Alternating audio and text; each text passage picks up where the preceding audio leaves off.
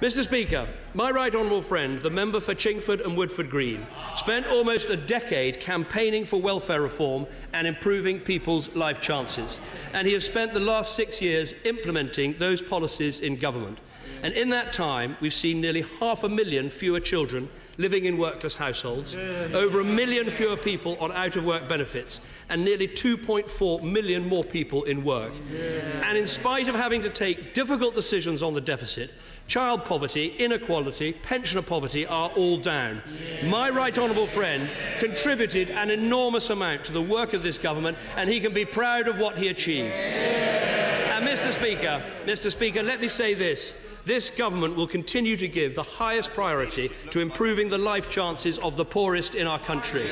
We will continue to reform our schools. We will continue to fund childcare and create jobs. We will carry on cutting taxes for the lowest paid. In the last Parliament, we took 4 million of the lowest paid people out of income tax altogether, and our further rises will take many, many more out too.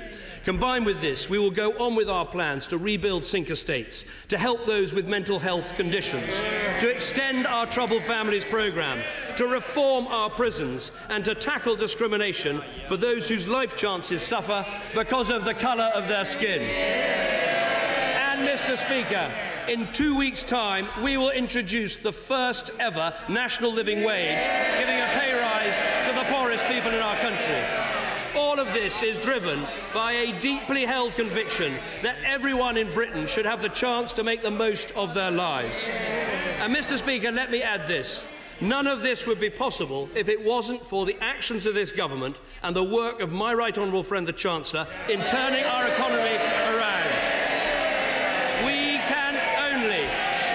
can only improve life chances if our economy is secure and strong. Without sound public finances, you end up having to raise taxes or make even deeper cuts in spending. You don't get more opportunity that way, you get less opportunity that way. And we know that when that happens, it is working people that suffer, as we saw in Labour's recession. So we must continue to cut the deficit, control the cost of welfare and live within our means. We must not burden our children and grandchildren with debts that we didn't have the courage to pay off ourselves.